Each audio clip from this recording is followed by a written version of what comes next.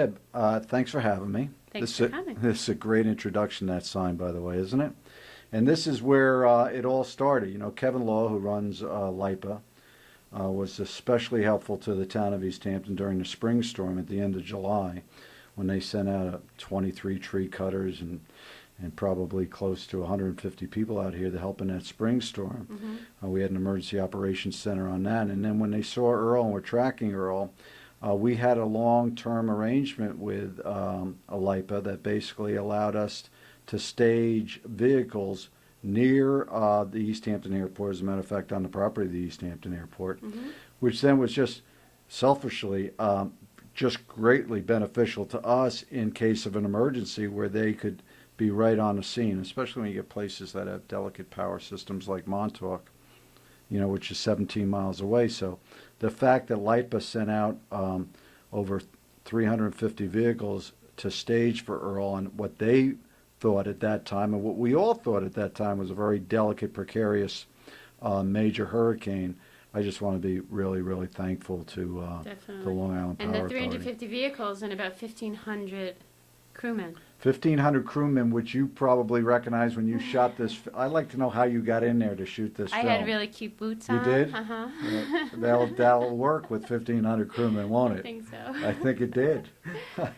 So it was a pretty big event for them. I think they're getting criticized to some degree. Well, now this, what you're seeing, I'm going up in the bucket. They invited me, would you yeah, like to go up in no, the bucket? And I said, absolutely. Yeah, well, you know, boots get you in the bucket. Yeah. But I'm real thankful that they came out. Yeah, it was You never nice. know. It's an ounce of prevention. It's sort of like that smoke detector that you have up in your house, and you hope it never goes off. And we were very, very lucky that we missed a major bullet And if here. they weren't here and something really bad happened with the storm, Right. we You would've know, been in if big the trouble. Montauk Power Station went down, Montauk has 3 different distribution facilities, and it's not the greatest distribution scheme out there for power. But if the Montauk facility went down on Industrial Road, they told us Montauk would be out of power for 4 to 6 weeks. So Wow. that's how delicate it is, and so I'm thankful to them again. And they estimated, I think, 150,000 Long Islanders or homes would have been could have been out. So there's a beautiful view. It's a great shot. And who is this gentleman? He's from Indiana. It's interesting because they brought people in from National Grid as far as Everywhere, Indiana, all over the Missouri. country. Great shot. Yeah, it was fun. 70 feet up. It was wonderful.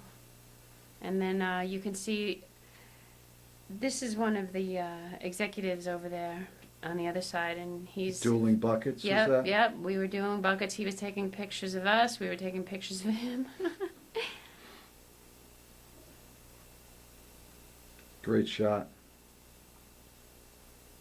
You know, and this was about 1 or 2 in the afternoon, and it was as calm as can be. It seemed to be a beautiful day, you know, the calm before the storm. Yeah, the only kinda. problem I think that day was, because I was out earlier in the morning with Chief Ecker when they were starting to assemble.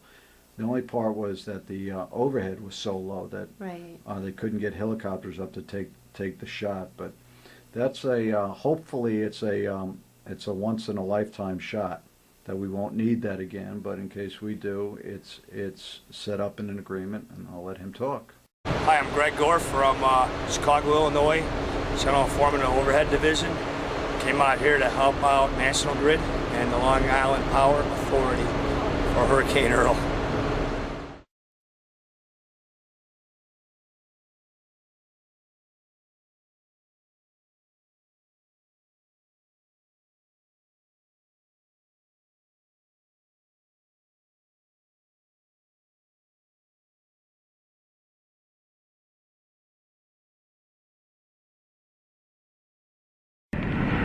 This is one of your National Geographic shots, right? This is down on the Napeag stretch, my first stop. One of the great fears that we had, and I'm sure as you progress during the show, you'll see some footage which is indicative of that, is that this became an event, and we were so concerned with visitors to our town coming to watch an event, as you see here on the beach. We're back now. We're at Hither Hills. Right. The impact of that with a lack of knowledge as you see Right. the water coming up against the cliffs. There was a guy over there. Yeah, I mean, too. that's the typical danger. By the way, John Ryan, who runs our lifeguard group, the Marine Patrol, run by Ed Michaels, the town police, run by Chief Ecker, they work feverishly on trying to keep people out of that position where that gentleman was in just now because of strangers not understanding the wave actions, these waves coming up, coming off the dunes, and just sucking everything in its path back in toward the water. Mhm. And it was fairly dangerous, as that seagull will respect it. But if it came up right there and just came back, Right. and which it did on a higher tide, there is some danger.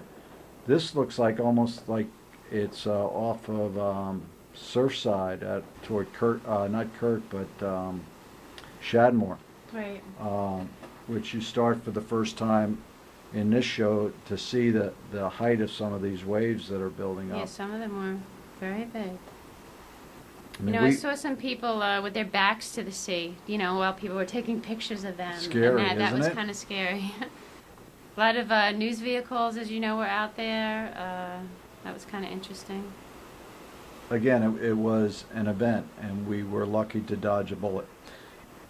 Because if that storm had filtered or drifted a degree or two to the west rather than east, it would have been a whole different set of circumstances.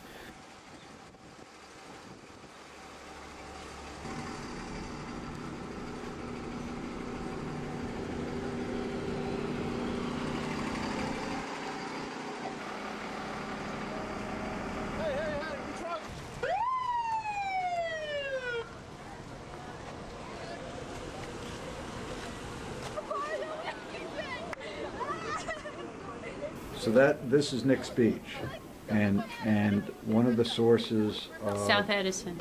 thank you.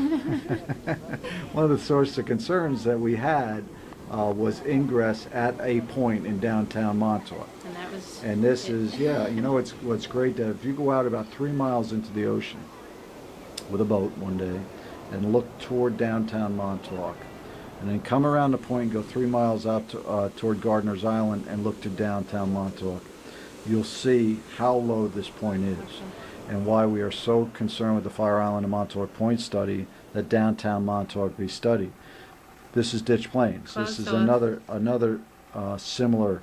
You bring back memories now because these barricades were up, and it took. I remember chasing people with Captain Sarlo. This is the east parking lot of Ditch Plains, trying to get people off those beaches because of the water coming up, and as the water comes up, it creates a rip.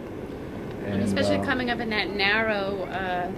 Yeah, right here. You said you love to hear the sounds of the rocks. Yeah. Well, that's a scary sound Yeah, too when it's going out. Right. And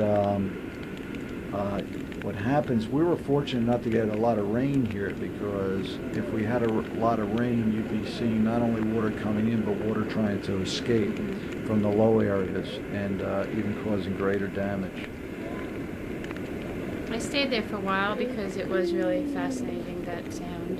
Yeah, it's pretty fascinating. It was fascinating to me the number of times Captain Sarlo would go back and chase people off the beach because as soon as he turned his back, another 20 or so people would rush through there, and that's the danger.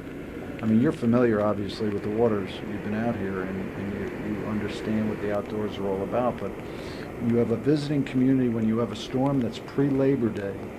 Right, it's a big party. It takes on a different dynamic.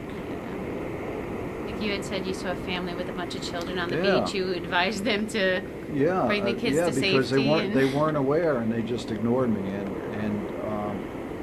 that's, you know, we've talked about this before. Only less than 2% of our beaches are guarded, meaning lifeguards. So for the other 98% of our beaches, you have to act a little more responsibly than we've seen at times. And here's Camp Hero. It's out by the radar station, and This just- was impressive. These were big waves, although it's hard to tell sometimes when you're Mhm. sitting and you're 350 yards away from them. Yeah, they were there big. were some very, very large waves happening here.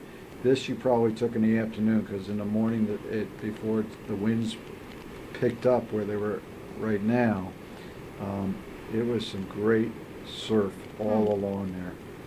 We got out there about 10:30 in the morning, and it's And you were churning. an early bird. I was out about 3. Well, I had to go up with the LIPA guys, so.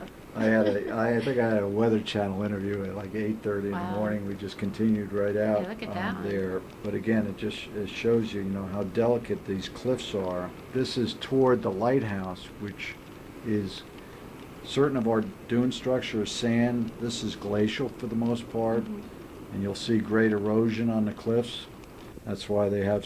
There's timing for that comment, right? There you go. How about that? And then you've got a bunch of people standing. There's your radar There it station is. there. They're just right at the edge, and I was a little nervous for them. Yeah, we see that at Shadmore as well, that people just seem to ignore the signs and say that the sign doesn't apply to me. These are very, very big waves out toward the lighthouse that you see. There, if you see way outside, there's an area out there called Great Eastern, and they sometimes call it the area of the elbow.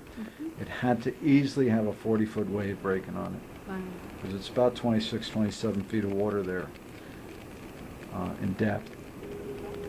But they it just just crash. shows you the size of the storm and what the storm can do. And all you're showing at this point, up to this point, is the south side, Right. the ocean side of our town. I do make it over to the north.